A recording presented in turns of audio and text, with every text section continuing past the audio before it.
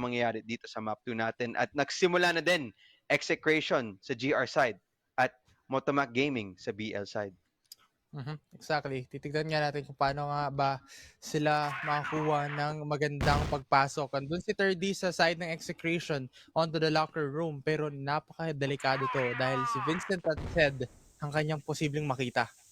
Woods, nakuha na ng control dito side ng Motomac Gaming, kaso si 30 nagbabantay dito sa lockers area. Isa, nahanap niya, Vincent, big shutdown para sa side ng execration. MG, forced to back away. Give that space daw. Wag daw natin ilabanan tong lugar na to. Oh no. Yung C4 nandun sa may machine room. So kailangan nilang kunin yon. Kailangan din nilang isipin saan nga ba pwedeng mag-control palalo. As of now, you have the side of EV na medyo nag-alangan up against the side of Carlo with this AWM on his hand. Pero doon sa may mid side, si Ram naman yung nagbabantay. So, may magandang opportunity sa kanila para makuha yun. Ooh, sniper. Heck, nahanap si Ram. Hulog na ang isang gumagwardya dyan sa lugar na yan. Kaso, laban, MR, 30, nagwage, 40 seconds, tapon, second mid, gusto ata, tumulak galing dito, pero yung C4, nandyan pa din sa MR area. Buti na lang, hindi nalaman ng execution, nandun niya tinatago, at least for now. Now, the C4, papunta na din dito sa B-side, kaso si 30 na headshot, galing kay EV, tapos bigla na lang, tatlo na lang din sila, dalawa, Cram, ganda ng follow-up kill, iwan dito isa, hindi, Kid fell, wala siyang nahanap, and just like that, patuloy-tuloy ang pinapakitang momentum ng Motomac Gaming. Grabe And yun. now, Motomac Gaming, ibang klase yung turnaround. Kahit sabihin na nating nawala agad dun si Vincent sa first round na yun, one of the crucial player na nawala sa kanila, si Vincent. Pero nandun pa rin ang side ng whole squad ng MG and execution. They need to have more insights pa or adjustment inside this game kasi ang dami pang opportunity na pwede sila makabawi sa totoo lang up against the team of MG. Agree ako dyan. Tapos ngayon, tingnan mo ba naman, galawan nila, MG, napaka-aggressive nila dito sa angle na to, sa linya na yan. Kaya, I am just holding and just waiting, baka may mag-pick na nandyan talaga sa crosshair niya. Pero, with that being said, smoke grenades, tinapon na. Meron dyan. And forces them out of MR, no? Kaya di bawal nila pumasok. Carlo, nakahanap ng isa. Dun kay Heck, wala na yung sniper. Galing side ng Motomac. Nabawasan ng isa, pero mukhang kukuha ng isa rin on the side of Dre. Hindi yung mga flashes na ibabato nila, pero nandun yung good trade on the side of Dre and Crom. Getting that 1-for-1 exchange, pero lamang pa rin in terms of numbers on the side ng execution. Pero wow, Vincent trying to spray down kahit sino man matamaan or kahit sino pwede makuha. Pero doon sa may labas, si Sid gumagawa ng magandang himala para sa kanila. Cram. And as well, tulong din, Carlo na lang ang naiwan dito, yung nag-iisang sniper player galing sa side ng execution. Full information kung nahanap nila. They could just, go to the opposite and plant it. Ayan na nga talaga ang ginagawa nila. Grabe, ang bilis naman. Blink it and you miss it. Gamit ng sniper, Carlo, kahanap.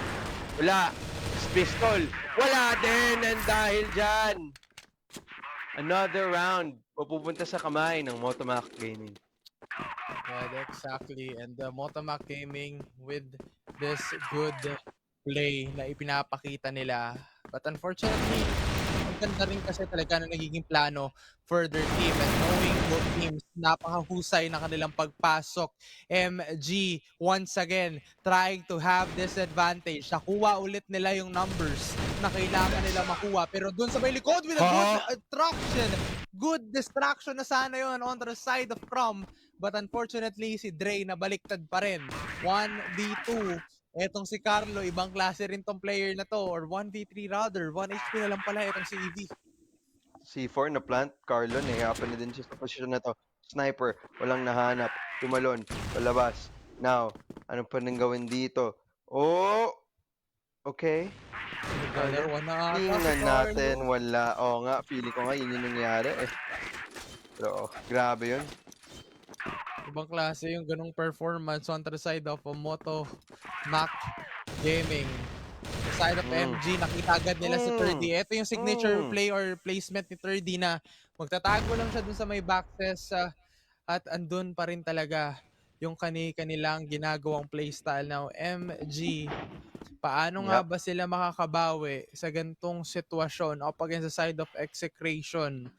Pero andun pa rin ba yung pag-asa na Uy. makuha nila ito? Pero once again, andun pa Wow. rin daw. EV and 30 nakakuha na magandang play at nakakabawi ulit ang side ng Motomac Gaming. Siguro naman ganyang sitwasyon. Babagalan na naman tong MG at tapos it will force Execration to make more mistakes. Kulang kasi sila. So, with that, C4 na iwan natin sa base. Okay lang yan. Kasi, kunin naman din mamaya as slowly but surely gusto nila maghanap ng tamang pitas. 30 was a really good one. Kaso, tuloy pa din ang kanyang buhos, Carlo, na at least nahanap si Heck. Wala na yung sniper galing sa side ng MG. At gusto nila, slowly but surely, punta. Wala. Instead, isa nahanap. Carlo din. Play. EV. Tulog. Vincent. Another one. And just like that, Execration! Nakahanap din sila. Finally, ng isang round dito sa first half kung kailan kailangan na nila yun. Ayun yung pinakailangan talaga nila is to have this first round win for their team. But right now, Carlo kasi may kita mo rin talaga yung kanyang energy dito sa laban na ito. Kayang magbigay ng impormasyon, kayang magbigay pero dun sa may events area, aggressive ata itong player from the side of MG. Okay. Vents. Naghahanap ng posibilidad. Just waiting. Kaso nga lang, Granada, tinapon na din. Kalma lang. Timing. Slowly but surely. And at this point, no, Execration, at least off that first win, yung morale nila kahit paano should be, to an extent, start to become higher. Kasi di nila kailangan i-dwell yung nangyari sa map 1. Op! Ram, nakita na. Ano ang gagawin niya? Okay. May nakita agad. Pero, wala. ano nga ba? Ano nga ba yung gagawing plano? Pero tahimik lang. In terms of gunfights, walang masyadong nagkakapisikalan ngayon. Pero Vincent and Cram going on to the B site. Pero ang ganda rin kasi nung pagkuha dito ng map control in terms of the side of execration. Pero ngayon, Kid fell. Nakakuha ng kill on the side of 30. Kid fell also. And now Heck will fall down. And now double kill para kay Carlo. Ano pa? Kaya pa ba mag-triple kill? Mukhang hindi na muna. Hindi na binibigay ng MG to. Kaso nga lang, naghihintay naman sila. Flash grenade, tinapon. Gusto na nila i-reflood to. Carlo able to find one. EV also able to find another one. And Execration! Dalawa na ang puntos dito sa first half. That round, 4K para kay Carlo. Nagpa-pop off na siya at napakaganda ng kanyang ginagawa ngayon na depensa. Pero ngayon si Carlo, nag-adjust sila to go for the vents control kasi nakita nga nila kanina na may nag-vents lagi onto the side of MG. Pero dun yung isa, tatamaan si Heck. Pero dun sa may vents area, nandun si Carlo. Di nila alam, mata, dun sa control room. Lang. Okay. Holding it. Nako. And now, at least a site, dalawa, nakabantay, gusto mag-push. MG, pupunta dito sa A site. Flash grenades, ang daming tinatapa, ang daming smokes. And Cam, able to find for one. Kaso, yung trade, galing sa Execration, masyadong mabilis. Nahirapan na. Nahihirapan na. Tumaban. Mag-isa. Okay. Nahulog. Diba pwede niyang gawin dito? Said able to find for another kill. Down to 1-on-1 with the great one. Heck, 30. Wow! Sniper versus rifle. Magwawagi yung sniper. And dahil dyan, lead tataas 4-2. Okay, good information was given on the side of MT, pero hindi tatama yung shot on the side of Carlo. Good goodness. aggressive pick-off. Ang ganda ata nung naging spawn niya dun. And now, ano nga ba yung magiging diskarte pa dito ng dalawang team? 4-2 score. Napakahaba pa before we move forward sa second half. So we still Okay. have 3 rounds pa. Ito, 3 rounds na execration can easily get back at it. 4-5 end score, hindi yun masama pakinggan, no? So, definitely, they'll do their best to at least try to take it. Now, Ram, nagbanaban tayo mid. Eh, holding. Kid fell then. Yep. Ooh, smoke, tinapon. Pero mukhang hindi tumigil ang pag-push. Gusto pa din nila i-go as Hindi nila alam si Heck. hindi nila Ayun alam. lang. MG Heck nahulog sa kamay ni 30. And just like that, it's just Vincent now at least gets the trade on dyan kay Draciper. Yun. Slowly but surely sila. Ram, isa nahanap. Evie. Just finding for another one. Yeah. Mahirap. As Mahirap. the rotations Oh do no, come no, out. no, no. It fell. It fell. Up against the side of Seth. Palakasan nga pa, pero mukhang walang trade-off na nakikita natin. And so far, so good. Para sa side ng execution, mas natatagalan yung pagpasok. Pero Kidfell still remains standing para dun sa laban na yon. And again, Wow. Ram getting that kill on the side of Carlo. 3 versus 2. Dalawang full HP pa para sa side ng MG. But right now, mukhang may damage on the side of Ram na natanggap niya. Ayun nga. Okay, holding it out. Ram, hanap pa ng isa. 1-on-3 situation. Ano ba pwede niyang gawin dito? Emperor lang naman sa kanyang kamay. Okay. Third. Okay, now we get to see another round mapupunta sa side ng execration there. So, that's really, really good. Kuha nga nila agad yung point na yon, and right now, both teams trying to regroup, trying to rejoin doon sa kanilang naging strategy. And third D, napakagaling na itong dumepensa dito sa locker room. Parang baliwala sa kanya na kahit malalim siya sa locker room, nakakuha siya ng ng parang barrier na, uy, huwag kayong papasok dito, nandito Parang ako eh. pader no? Oo. Pader talaga eh. Pero with that being said, we are back to a default. Gagawin dito ng MG this time, heavy woods control. Gusto nila kunin to. Gusto nila paglabanan. And it does deny information para sa side ng execution. Kaso nga lang, ano ba pwedeng timing ang makuha nila dito?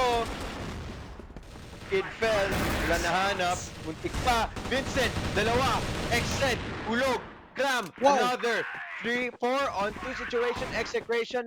C4, mabababa na. Good luck sa retake. Execration.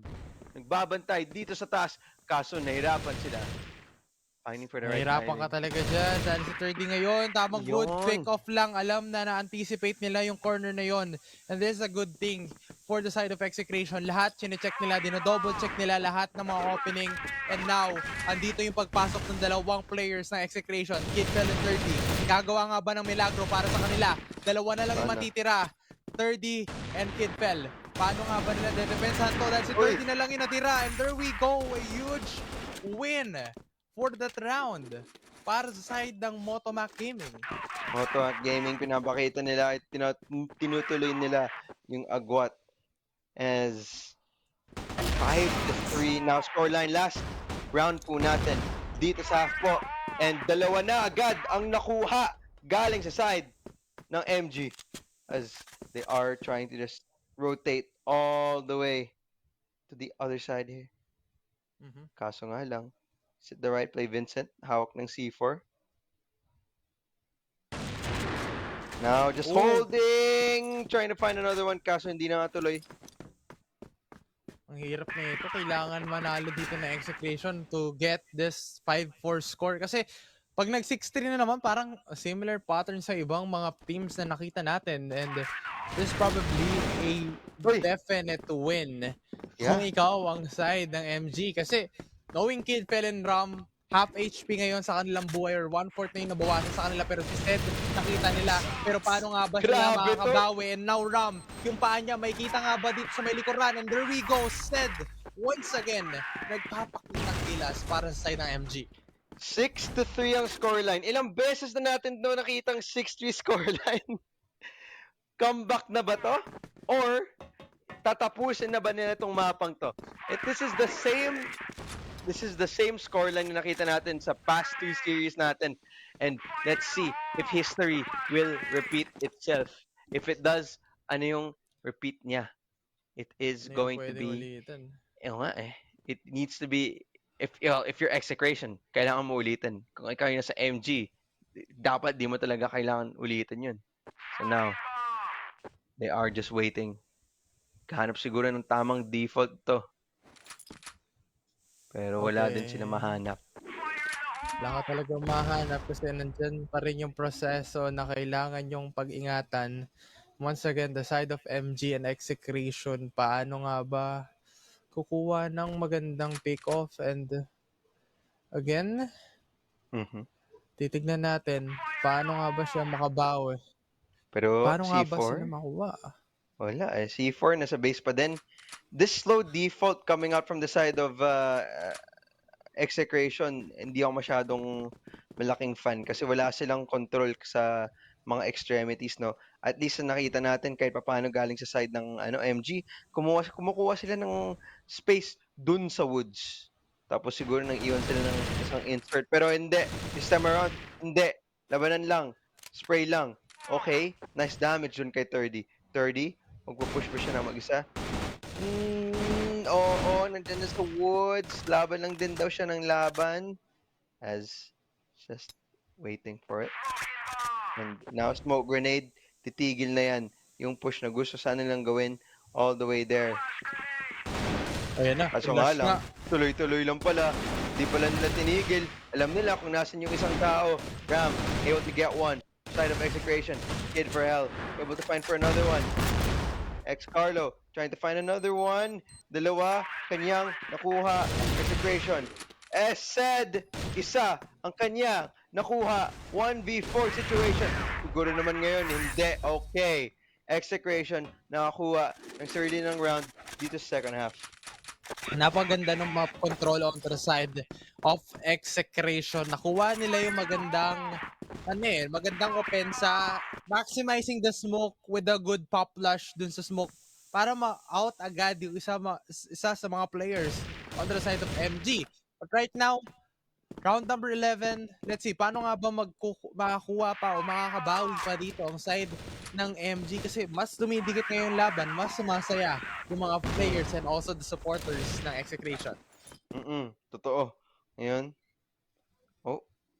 holding it out na naman tayo dito sa default na pinagagawa dito ng execration.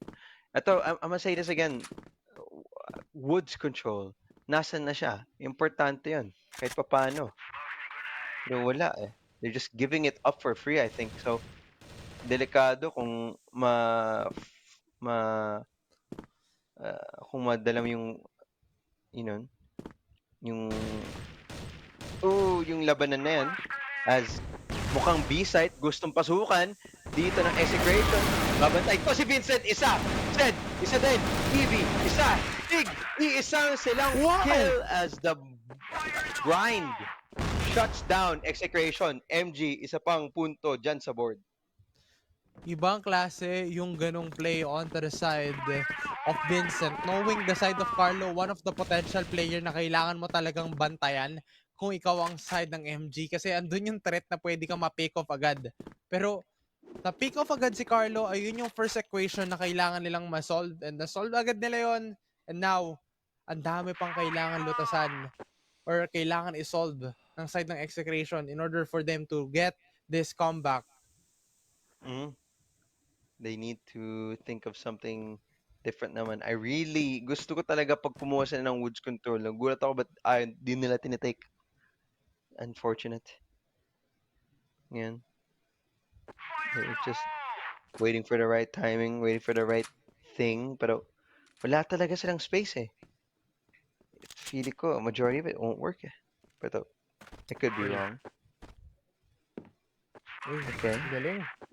Movement Ninja. from the side of EV. Ay, from the side of 30. Okay. Execration. Mukhang gusto nila tuloy tong A-hit. Alam ba nila, may set trap na naghihintay sa kabilang parte ng door na yan? O mukhang kahit pa paano alam nila. Okay. Cram nandun pa rin. C4, tinapon na. Ayan nga, papasok na din sila dito sa A-side. MG, tatlo ang kanilang nakita. Bigla na lang, tapos dalawa na lang bigla ang naiwan dito para sa side ng XF. 48 seconds left. In a 2v3, 1v3. Left alone. Isa. And there it is. Another round papunta sa side ng Motomac Gaming. Ay, execration. Hindi na sila nakabawi agad doon sa pagbulat na pick-off onto the side of Heck. Ibang klase rin naman yung ginawa ni Heck. Knowing Heck, walang gaanong naging big factor doon kung di yung kanyang pagtutok sa mga players. Katulad naman yan, Kram makakuha ng kill. And now, 2 members will fall down onto the side of execration. At ngayon, etong si Kidfell, hindi pa ata makakuha ng kill onto the side of... Oh! There we go! Ayan yung kailangan nila. Okay. 3v3. Granada. 30. Nahulog. Carlo. Good trade. Is it more than enough though? AK. Nag-switch. Carlo. Nahanap pa yung isa pang kill. Vincent though. Dilikuran. Si Carlo. Pero si Carlo handang-handa. Another round to the side of execration. Tatlo na lang agwat netong dalawang team na to. Good round para sa side ng execration because of the space na na-provide dito na mga naglalurk na mga players on the side of execration. Nabawi agad yan na mga players natin or mga players na natira from the side of execration. But unfortunately, Carlo will fall down na naman on the side of Heck. Okay. Takto lang. Holding it out. Pero wala naman silang mahanap. Oo, execration ngayon. Even if it is a 4v5, pwede naman din sila lamang. Kung napatay nila agad yung anchors dun sa site, they can overwhelm them with the numbers and see where it goes. Kaso nga lang, it will just take a while here as they're just hintay lang sila, nagde-default lang sila. Again, no control dito sa mga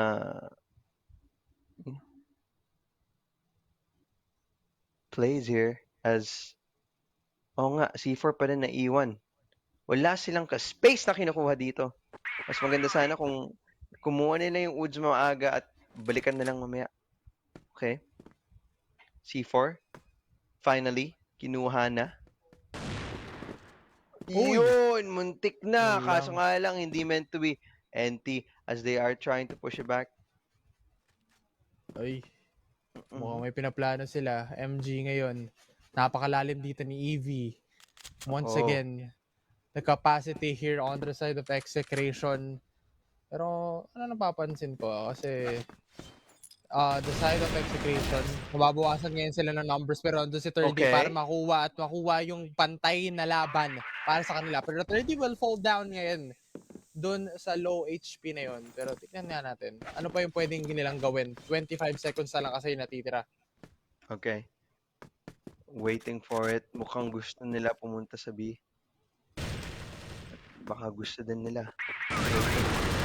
Okay, isa, nahanap, dalawa, MG, 4v2, Dracifer, trying to find for something, nahulog na din, and last but not least is Ram, pero wala, tumatama sa kanyang bala, unfortunately. Now,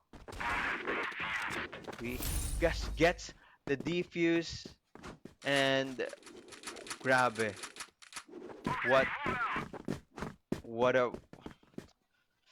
what a heart-crushing round. Now ngayon, isa na lang yung agwat.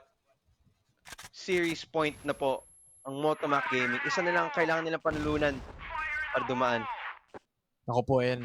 Napakahirap na ito. May security guard na kailangan mag-checkpoint muna dun sa locker room. My goodness. Vincent ngayon with the shotgun. Pag-clear out agad yung angle. Uy! Pero Andus is said with a golden headshot. Oh no, ang hirap No. nito para sa side ng execration na wala yung isang player nila. And again, Kid fell. Pang nag-fell out na pero nandun si Ram with a good execution play. Pero ang mga players ng MG ngayon, ano nga ba yung magiging plano nila? Ano nga ba? Holding it down. MG, isa pa. Nakapaghanap na naman ng isa pang pitas. 30 naman yung nahulog dito. Pero si Carlo, buhay na buhay pa din dito, no? EV. Lumalaban. Ooh! Ram, nahulog na. 2v4. It looks almost impossible. Tsaka mukhang, ito na yun. Carlo. Carlo. Oh no. 1v2. Oh no. Slow and steady para kay Carlo. Tine-check niya lahat yung mga corners. Kailangan niya i-double check. Pero yung C4 wala sa kanya. Paano ngayon Wala. to? As in, wala. Tingnan ba niyo yung pwesto ng isa pa niyang kasama? Oh my. Okay.